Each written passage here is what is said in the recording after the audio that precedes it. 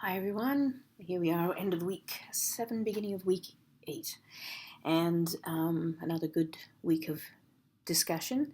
And thanks to Angela and Jiwoo for moderating this week. That was very good. Um, I think one of the key ideas from the readings this week is the need for explicit, and I think it runs through all of the readings actually, the need for explicit support for learning and metacognitive strategies and scaffolding student learning, and that it's even more important with in the learning technologies situation, particularly given the way the internet is and the proliferation of resources there. And I guess the position of Lyon Morrison and actually all of the other two authors this week really is that we have to do this kind of scaffolding actively and not assume just because these learners are kind of comfortable with this technology for social in social contexts that they're also able to use it for learning. Um, and so that really it makes the job of teachers harder and more complex because even online tools that can be used autonomously by students still need to be contextualized within the learning situation that they're there to support. And at the same time, and the other kind of theme running through here is that there's a very clear connection between the use of technology and for teaching and learning and constructivist views of learning. It really becomes it's very hard to imagine how to use those tools in only teacher-directed ways in this much more top-down, much more hierarchic way that teaching used to be. I think that the use of these technologies naturally kind of breaks down that hierarchy, and it doesn't mean that um, teachers aren't supposed to know more than the students. It's just that the opportunities for students to actually engage and learn actively, because that's how we learn best, is by actively constructing our ideas. There seems to be a much sort of closer fit between good uses of educational technology and that kind of constructivist view of learning. And so helping students become effective self-directed learners becomes really then the heart of the instructional challenge that we kind of have with new technologies. And another sort of explicit sub-area there, and Inquiro's work I think showed that very clearly this week, is the work on reading comprehension, because it becomes an even more complex task in the online world because of the lack of authoritative information in the way we used to understand it. We'll go off to the encyclopedia, or we'll go and read this and this and this. Now you have to figure out, because information gets reproduced and presented as if it comes from here, but actually it's in fact been taken from several, sites further away and maybe not referenced properly. You have to figure out, is that an authoritative site? What is it useful? Is it, um, you know, how do we know how to trust this information? How do we kind of really drill down into a website and make sure that it's really a good set of resources? So, and I think the good thing is that even very young students can do this, and like deconstructing web addresses. What's the difference between .edu and .com, for instance, and the difference between a business and an educational site. And it doesn't mean that everything on an edu is trustworthy, of course, because you have to look at that too. But but one can build on those things, I think, quite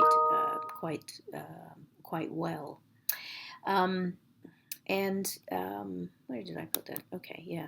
So one of the sites that I'd put up this week was actually Media Smarts, and most of you may have seen it. But if you didn't see it, you should definitely take a look, because, for one thing, it's Canadian, and heaven knows that's hard enough to find these days, to find really good Canadian resources.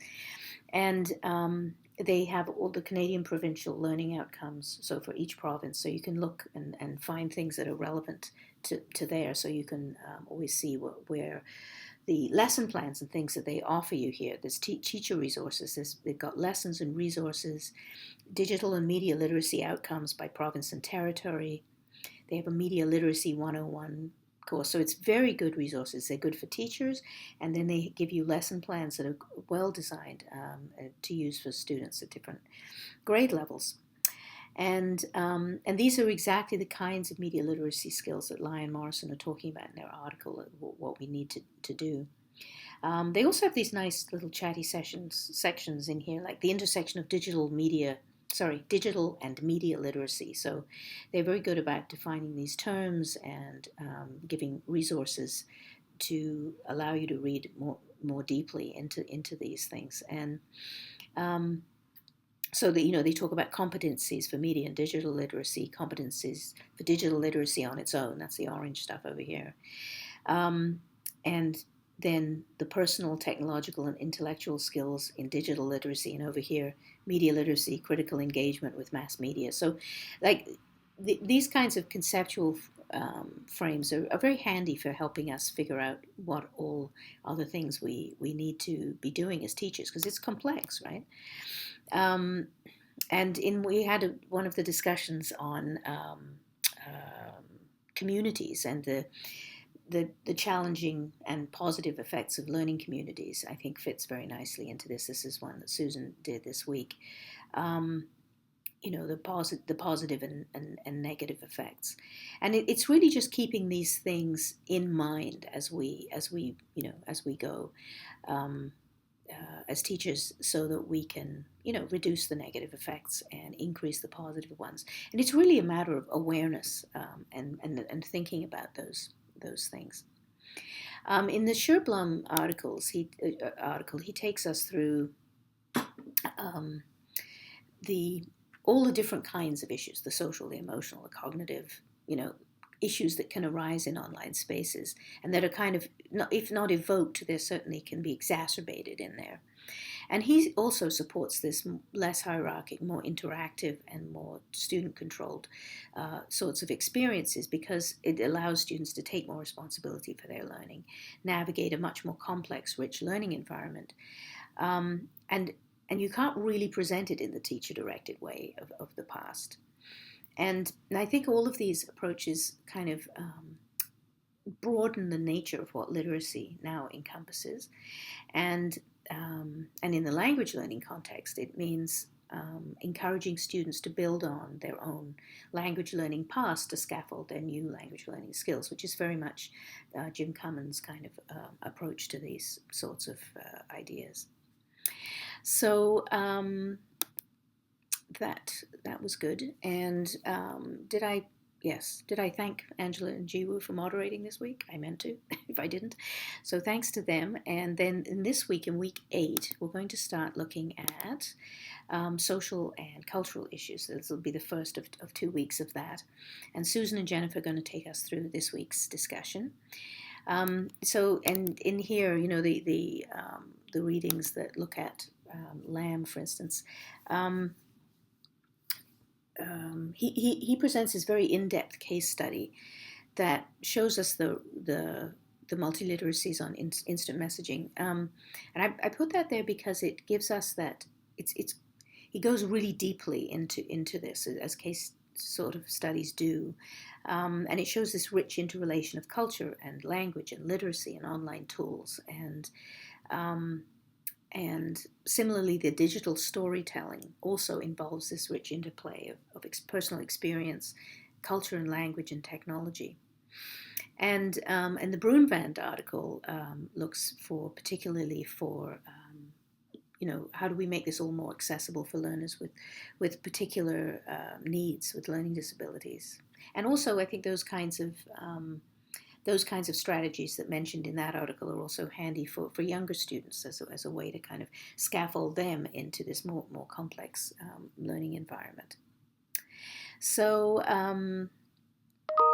we have lots to think about in there, and there's a few other resources that I put in here about digital storytelling, because I think digital storytelling is a very powerful tool. Again, links back to Jim Cummins' work on identity texts and different ways that we can engage students and all of the resources that they bring from their own cultural pasts, and everybody, including the teacher, becoming more cognizant of how all of those can be seen as not just as differences that make teaching challenging, but actually as strengths, as resources to be drawn upon as we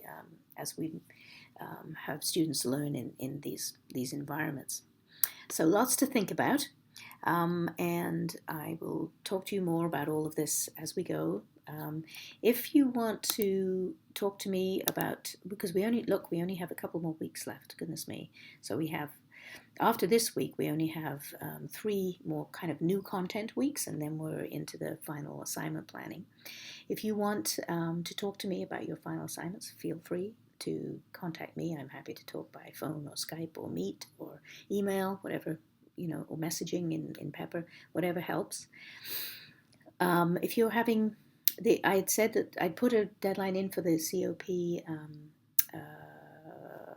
what do you call them, entries for your learning journals to be in by this week. And it was really more for you to sort of help you not have everything due at the end. If if they're not done quite this week, it's okay. I was really trying to structure the timing a bit more, just to give you a bit more flexibility. So I'm not too bothered, but if it helps you to get those out of the way, then do that.